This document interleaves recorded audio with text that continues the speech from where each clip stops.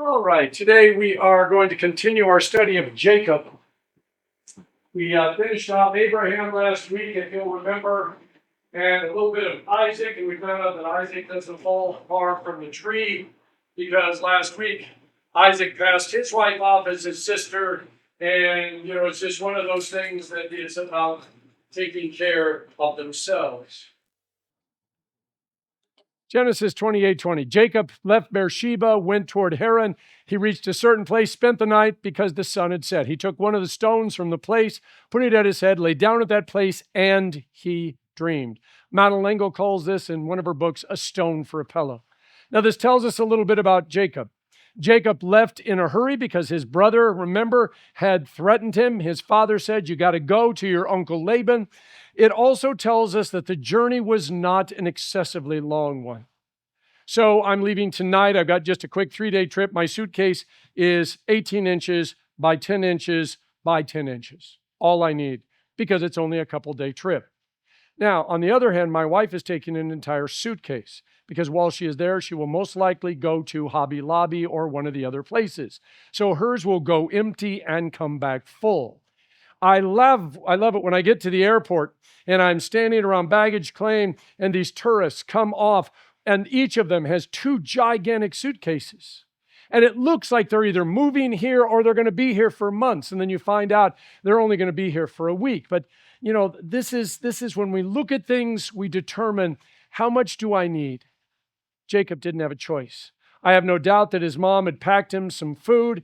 He probably had a simple blanket, but he needed something to prop his head up. Now, the Hebrew words for ways that God communicates. Now, Ra'ah, it means to see or appear. God and his angels appear to certain characters throughout the Old Testament. When Abraham was sitting by the tree, 3 angels showed up. He immediately recognized that they were holy messengers. And he actually physically saw them. One of them was the Malach Adonai, the angel of the Lord, which is Jesus before he's Jesus. Then there's Mar'ah, which means a vision. Almost always refers to an experience of a prophet, seeing a vision or hearing instruction. If you think about when Peter was having this struggle in the New Testament about what he should eat and where he could eat, because his Old Testament dietary laws were very strict, and yet he was called to minister to the Gentiles. And when he went to somebody's house, he didn't want to offend them, but and so God brought this sheet down, and it showed all the animals, and he said, nothing that I have made is unclean. That was a very clear vision. Then there's Hazah, it means to see, usually occurs in prophetic or poetic passages. So in this case, to see may be to understand it, not necessarily through a vision or a dream, but to have an understanding, an aha experience that suddenly comes to you. And then there's Hizayon, means a vision, refers to prophecy, whether true or false. In other words, whether the prophecy is one about something that is true or whether it is about someone who is being a false prophet. We get this in 2 Samuel 7:17, Isaiah 22, verses 2 and 5, and Zechariah 13:4. This word is used in reference to the gifts that God's Spirit will pour on his people when he restores them. We get that Joel 2:28. In other words, this kind of vision is when God says, in those days, he says, old men will dream dreams, young men will have visions, both my men and women will prophesy. And so this is something that they have that is beyond themselves, that they now are able to grasp due to some sort of a spiritual intervention on God's part. Joseph's dreams use the noun halom. It's important. It's a noun, not a verb. It's not the act of dreaming. It is the dream itself. And its related verb, halam. These are the most common words for dream in the Old Testament. Dreams, halom, typically occur in distinct contexts. First, a dream can be how God protects his people and foretells his provision for them. Remember, God warns Laban, and we're going to get to that toward the end of the lesson, not to harm or even speak ill of Jacob in Genesis 31:24. God uses a halom to promise Solomon great wisdom and understanding in 1 Kings 3:5-14, where he says, this is something that we will and I will do for you. Okay? So this kind of dream is one that imparts knowledge, wisdom, and understanding. Second, it could be an obscure dream provides the opportunity for someone to display God-given ability as an interpreter. Joseph is able to interpret the dreams, of the royal cupbearer and baker, as well as the dreams of Pharaoh himself in Genesis 40 and 41. We're going to get to that next week. But here's what we're learning. In this case, God gave certain individuals dreams, but they didn't have the ability to understand it. Once in a while, somebody or I will ask somebody, man, I had this crazy dream about. Now, the question is, was it pizza? Was it because I was anxious when I went to sleep? Was it because I hadn't slept well for several nights? Or is this dream something that God is trying to share with me? And the problem is figuring out which is which. Because sometimes a dream is just a dream, and other times it really is a message. Third, dreams are used to relay information about the future or to provide guidance, and thus are closely related to visions and prophecies. For example, Joseph sees how his family will eventually bow down to him in Genesis 37, and Jacob will inherit the land that he is dreaming in. Okay, these are things that God says, these are moments I need you to pay attention to because I am showing you that this moment, what it will be like in the future. Now, you know that I talk about this a lot, but the past, the present, and the future are all happening at the same time because God lives outside of time and space.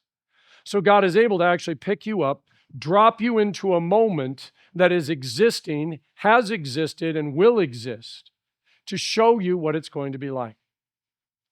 Then He brings you back into your present. When God does that, He's not saying, maybe this will happen, or it might happen if the following. He says, I'm going to take you and actually drop you into that moment so that you can experience it before I bring you back home again. All right, stairway was set on the ground with its top reaching heaven, and God's angels were going up and down on it. Yahweh was standing there beside him saying, I am Yahweh, the God of your father Abraham and God of Jacob, God of Isaac. Now, this is important because notice, as he laid his head on the pillow, which is a stone, he begins to dream. And suddenly, there's a stairway in front of him. And by the way, I really think it was more of an escalator. I don't think the angels were walking up and down. I believe that they were flowing up and down. And God says, I'm Yahweh. Now this, again, is also important because Yahweh is the name. And this is why this is not just any average dream. God is revealing himself in a very special way. Now, there were hundreds and thousands of gods in Ur and other nations. Jacob's family now only worships one God. We're going to get to that again at the end. But here, God says, I'm the God that your father talked about. I'm the God that your grandfather talked about. And he says, this is the name by which you are to call me. If you'll remember, when Moses finds the burning bush, and the burning bush says, I want you to go tell my people something. And Moses asks a very simple question. What name shall I tell them sent me to give them this message? I love this because there are times in my life when I ask someone to do something on my behalf. And I know that they're liable to face a question when they get wherever they're going. So when somebody just walks into my office and says, give me this, my question is often, why? Because I want it or I need it. Now, I've got to decide for myself. However, if they instead say, Mr. Delude sent me to get this, now we have authority, and I go, yes, this is something that he most likely would use. Therefore, here it is. So the moment that we put a name, and a name with authority into it, we begin to understand the connection. God identifies himself in a way that he would understand. This is the God that my dad was always talking about. This is the God that my grandfather talked about. The one that met him and said, go to a place that I will show you. I will give you and your offspring the land that you are now sleeping on. Your offspring will be like the dust of the earth, and you will spread out toward the west, to the east, the north, and the south. All the peoples on earth will be blessed through you and your offspring. Now, since theology was passed down from generation to generation through stories, Jacob would know this promise, because this is the exact same promise that was given to Abraham. Remember, God didn't say, Abe, you're going to own all this. God says, Abraham, I will give this land to your children. By the way, the word children there doesn't mean child. It could also mean grandchildren, great-grandchildren, great-great-grandchildren, etc. But Abraham was not promised him that he would own it. This is why it was so important for him to buy the cave to bury his wife in. And so, because all of these stories are in there. So, when I was a kid, my dad would always tell us stories because so much of our family history has been lost. But there was always this story about my great-great-great-grandfather who sold guns and stolen horses to both the South and the North during the Civil War. When somebody was chasing him, he jumped across the Mississippi River, and instead of Mick Gowen, he just became Gowen. We'd heard that story a dozen times from various family members. We never thought of it as anything other than a story that people tell.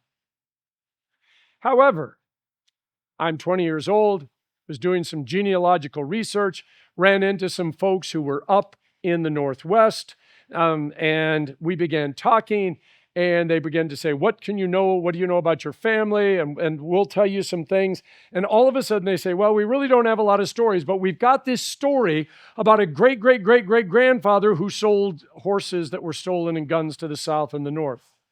And all of a sudden now we have an independent group that, to the best of our knowledge, is related to us, but in just a really weird way. But all of a sudden now they have the same story that we were told. And the story has a little bit more credence. And so Jacob is like, wait a minute. I used to listen to Grandpa and Dad tell this story. Now the God who told them that story is telling me the story.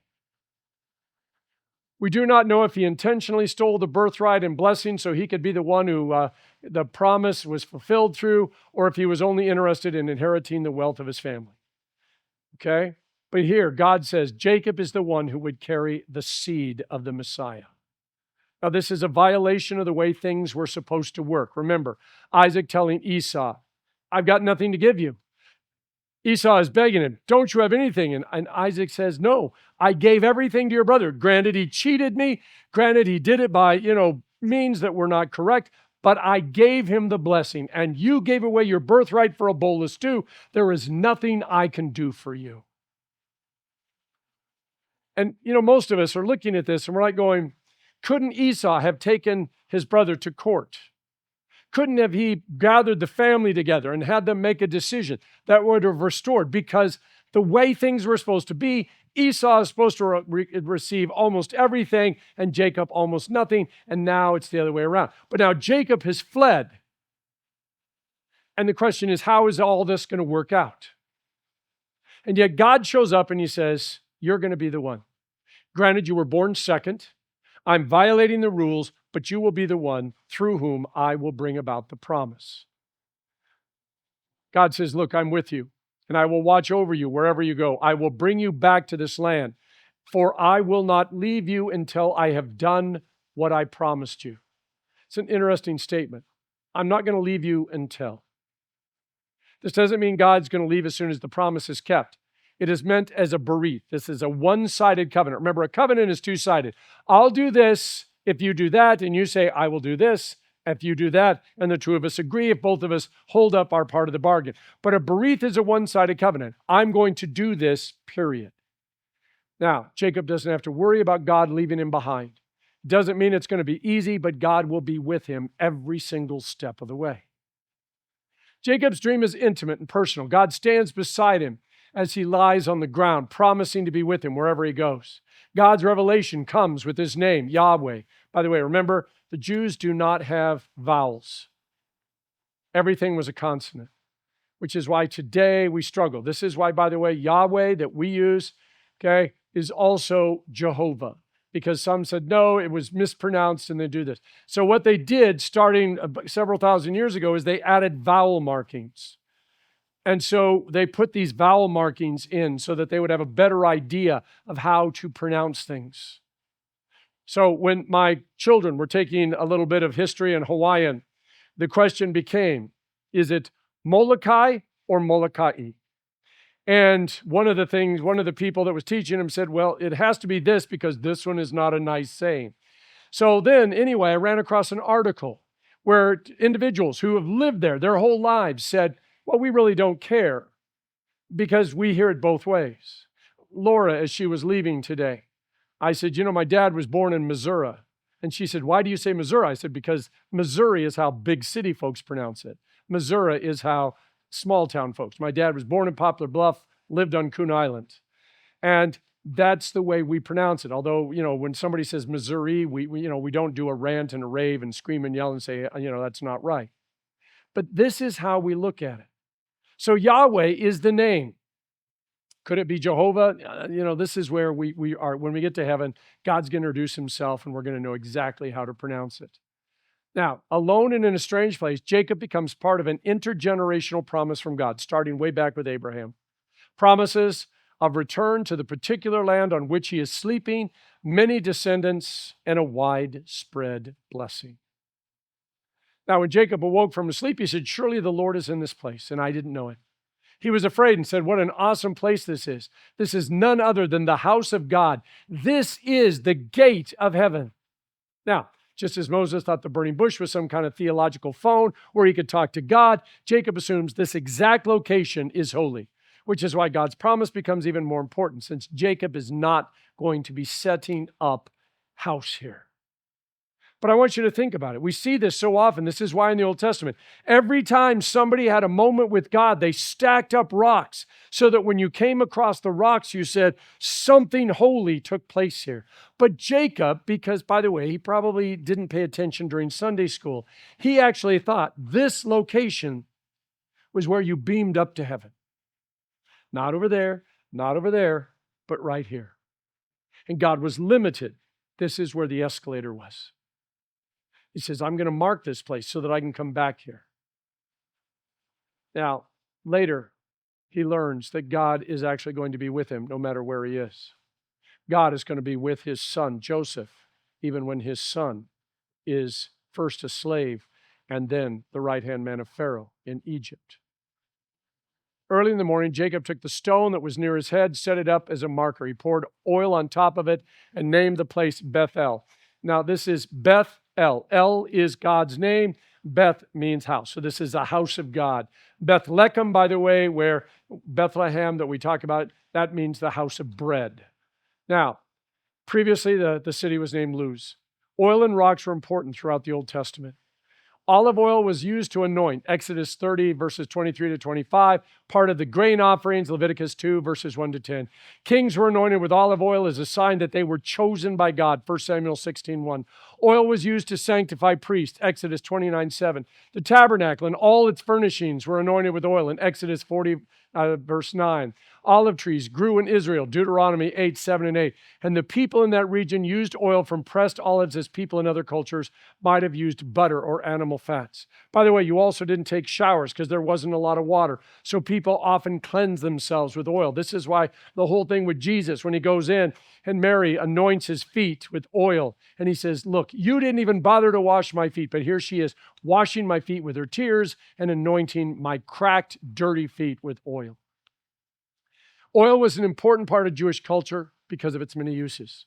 Because of the centrality to much of Jewish life, olive oil was sometimes used as a symbol of richness, joy, and health. Jeremiah 31:12, Hebrews 1:9. Times of judgment were described as a season when the olive oil fails. Joel 1, verse 10. Then Jacob made a vow. Now I want you to listen very carefully to the vow that Jacob makes. Okay?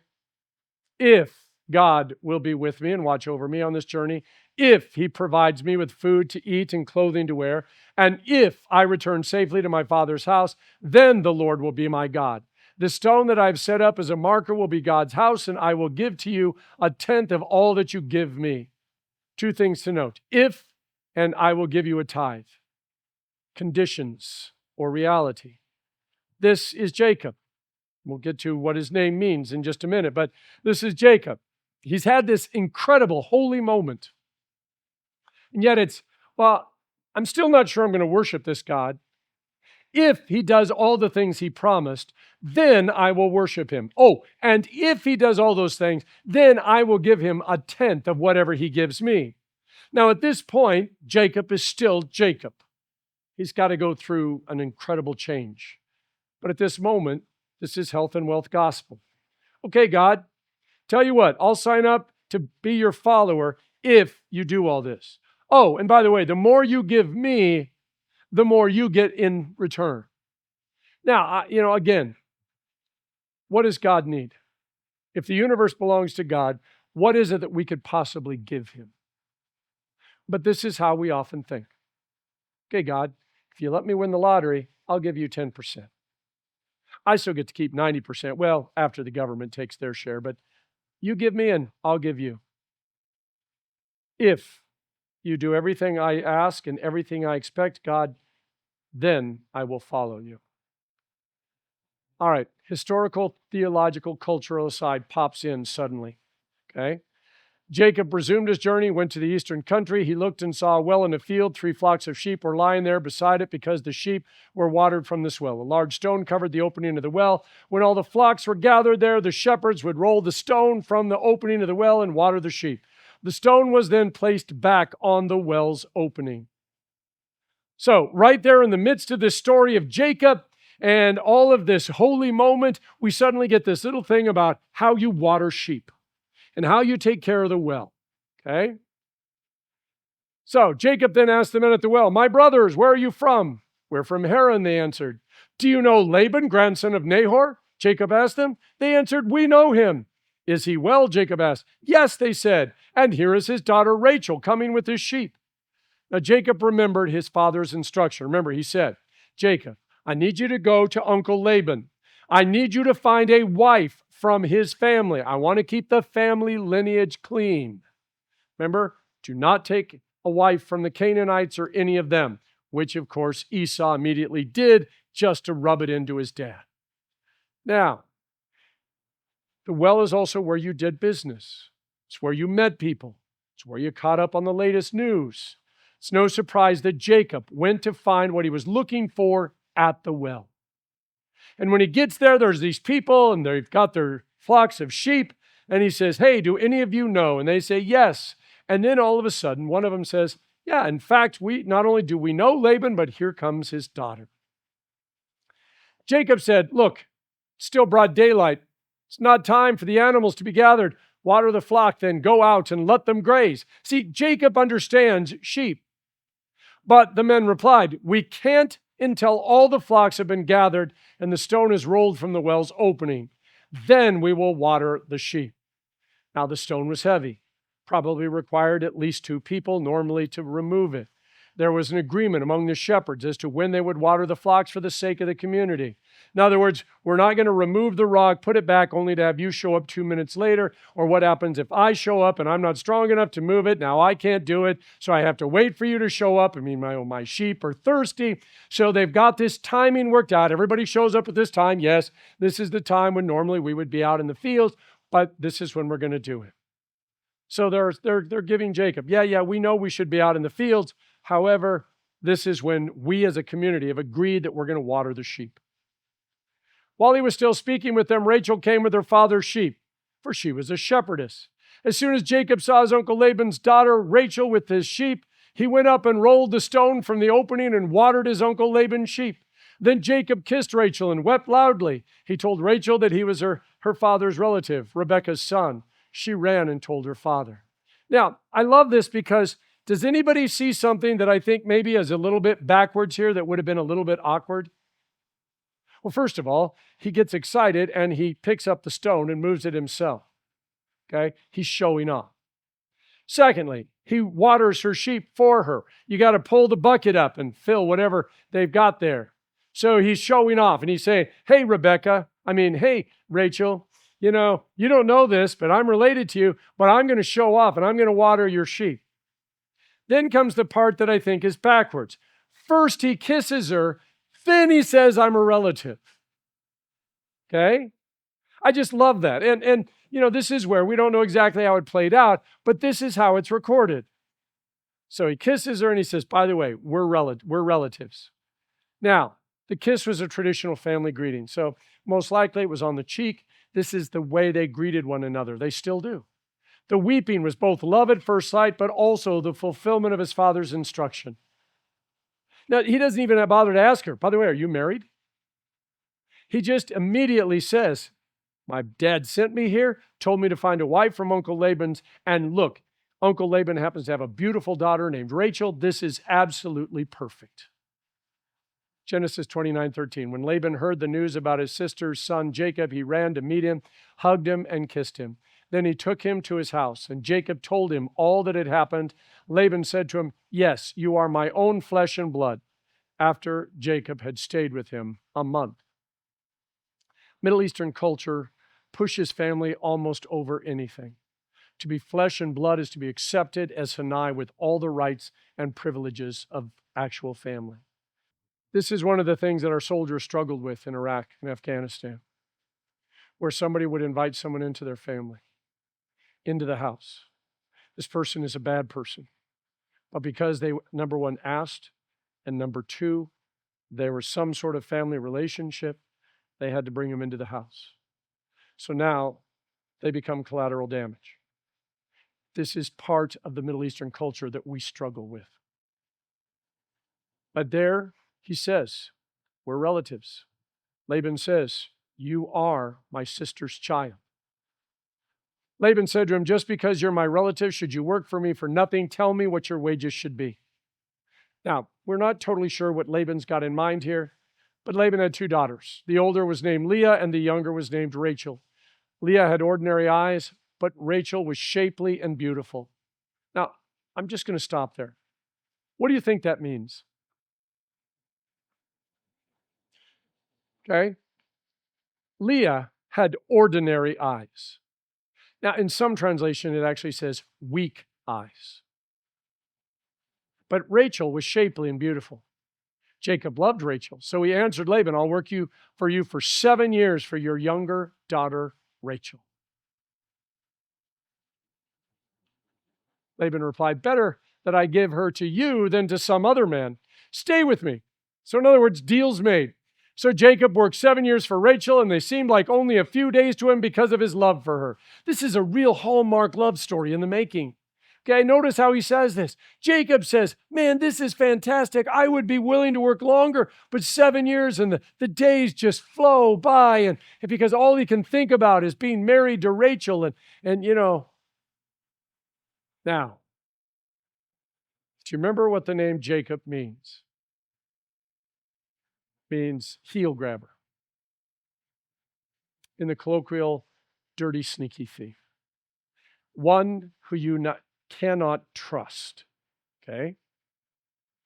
So Jacob said to Laban, give me my wife, for my time is completed. I want to sleep with her. Remember the whole R rating thing? So Laban invited all the men in the place to a feast. And that evening, Laban took his daughter Leah and gave her to Jacob, and he slept with her. And Laban gave his slave Zilpah to his daughter Leah as her slave. And when morning came, there was Leah, not Rachel. Now, by the way, every time that I listen to a professor or a pastor, they come up with all sorts of different ideas of how Laban was able to pawn off Leah instead of Rachel. First of all, they say, they wore masks. They had the scarves across their faces. Wait a minute. If Leah had ordinary eyes, wouldn't that be recognizable? Secondly, it's quite more likely that Jacob had too much to drink. And so when he went off for the honeymoon, he couldn't tell the difference. It was also dark. By the way, this is where the original bridegroom comes in. The job of the best man, the job of the bridegroom, the best man, is to protect them. He's to stand watch outside their tent. Number one, to make sure that the consummation takes place, because that's how the marriage is going to be. That's how the families both know that everything has taken place, but also to protect them and keep them safe. Now, Doesn't matter how it happened, it happened. So Jacob said to Laban, "What is this that you have done to me? Wasn't it for Rachel that I worked for you? Why have you deceived me?" Laban answered, "It is not the custom in this place to give the younger daughter in marriage before the firstborn." It's a little late to notice the fine print in the contract.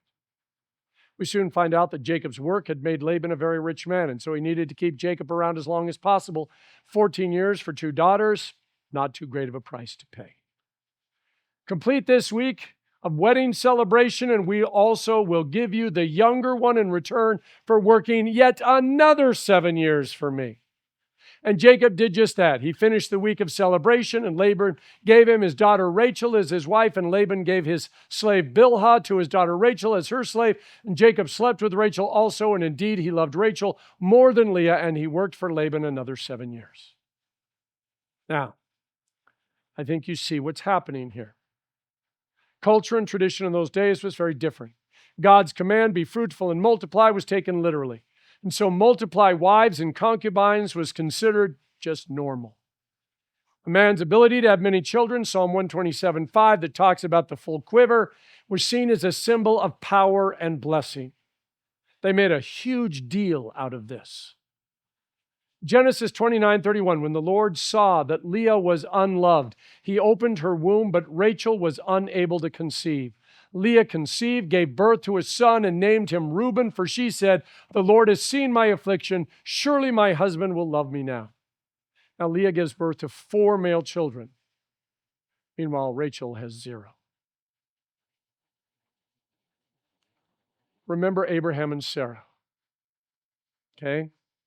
And Sarah comes and says, "Tell you what, you were promised a child, a male. Obviously, I cannot bear, so I will give you my servant." So when Rachel saw that she was not bearing Jacob any children, she envied her sister. "Give me sons or I will die," she said to Jacob. Jacob became angry with Rachel and said, "Am I in God's place, who has withheld children from you?" Then she said, "Here is my slave Bilhah. Go sleep with her, and she will bear children for me, so that through her I too can build a family." Rachel, who is the one that Jacob loves, is still feeling left out, and so she sets this up so that she can have children through her servant. Rachel finally has children, but the seesaw continues, with Leah giving Zilpah to Jacob to also have children, until there are now 11 children. The last, at least for now, is Joseph. Jacob has completed the 14 years, decides it's time to go home. He tells Laban he's leaving, but Laban doesn't want to lose his golden goose. Laban makes what he thinks is a one-sided deal that will make him rich and Jacob poor, and he has the son rig the flocks to make sure. Because Jacob says, "Tell you what, here's how it's going to work. All of the unpure or marked flocks will be mine, but all the ones that are pure will be yours." And so Laban takes all the ones that are pure, and so he leaves only the spotted ones, thinking, aha. Jacob then said to them, "I can see from your father's face that his attitude toward me is not the same, but the God of my father has been with me. You know that I've worked hard for your father and that he has cheated me and changed my wages 10 times, but God has not let him harm me. God has taken away your father's herds and given them to me." And so we learn that despite the sons trying to rig this, all the flocks born, most of them wound up being Jacob's. So now Jacob is getting very rich. Laban is still doing a little bit, but not nearly as well as Jacob is. Then Rachel and Leah answered him, "Do we have any portion or inheritance in our father's household? Are we not regarded by him as outsiders? For he has sold us and has certainly spent our money." Now, all of a sudden, Rachel and Leah are on the same page. Our dad is not going to do anything for us. We're lost. So why not step forward? When Laban had gone to shear his sheep, Rachel stole her father's household idols. Jacob deceived Laban the Aramean, not telling him that he was fleeing. He fled with all his possessions, crossed the Euphrates, and headed for the hill country of Gilead. More drama. The problem is he's going with a huge flock and a whole bunch of people. And so it's not going to be easy. On the third day, Laban was told that Jacob had fled, so he took his relatives with him, pursued Jacob for 7 days, and overtook him at Mount Gilead. But God came to Laban the Aramean in a dream at night. Watch yourself, God warned him. Don't say anything to Jacob, either good or bad. We get another dream. Only this one is one where God says, Laban, I'm going to protect Jacob. Then Laban said to Jacob, what have you done? You have deceived me and taken my daughters away from me like prisoners of war. Why did you secretly flee from me, deceive me, and not tell me? I would have sent you away with joy and singing, with tambourines and lyres, but you didn't even let me kiss my grandchildren and my daughters. You have acted foolishly. Now, do any of you actually believe that Laban would have done that? But man, does it sound good.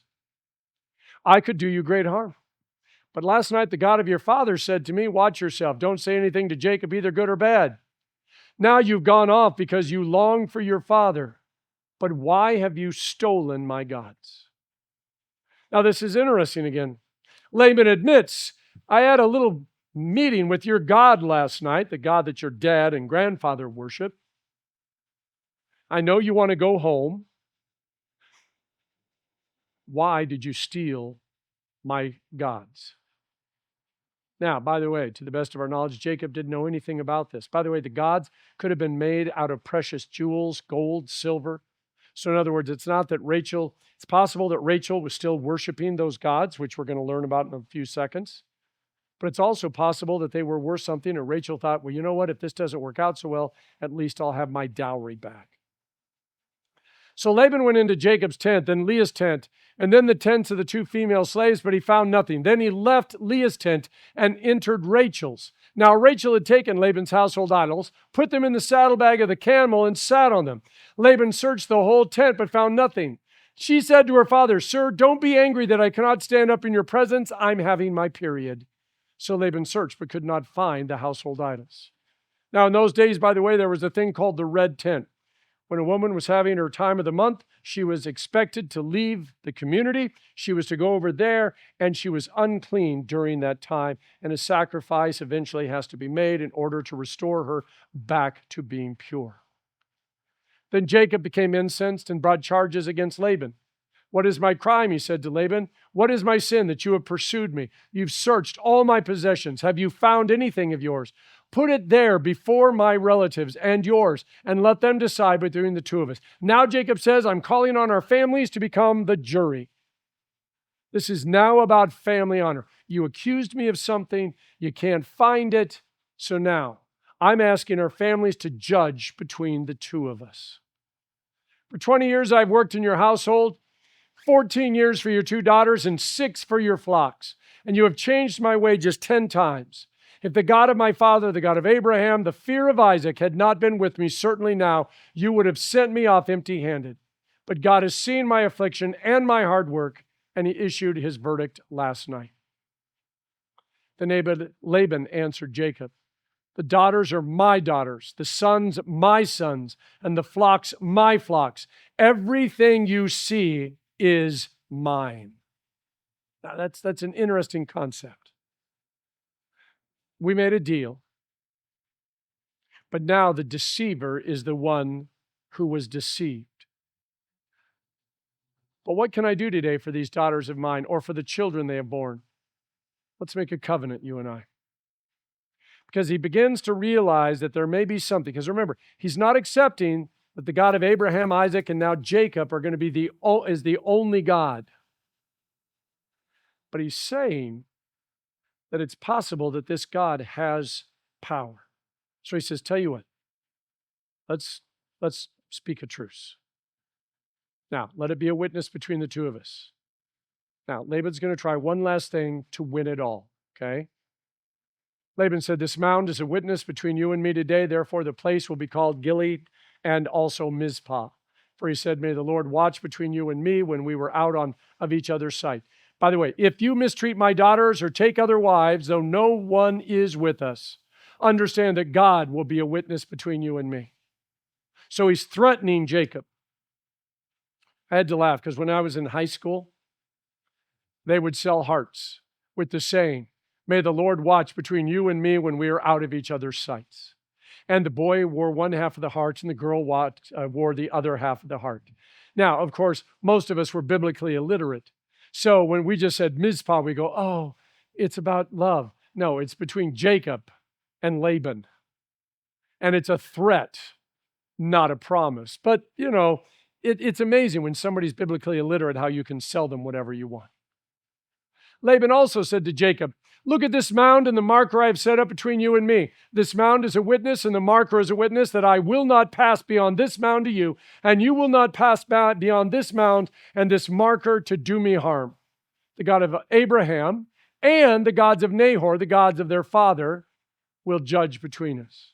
Your God and my God, they'll make sure that we don't violate this.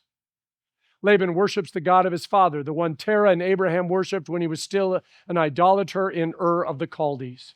He's referring to that idolatry of his fathers, of which mention is made in Joshua 24:2, where he says, your fathers lived of old by the Euphrates, Terah, the father of Abraham and of Nahor, and they served other gods. Jacob swore by the fear of his father Isaac.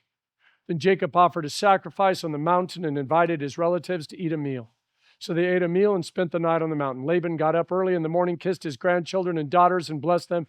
Then Laban left to return home.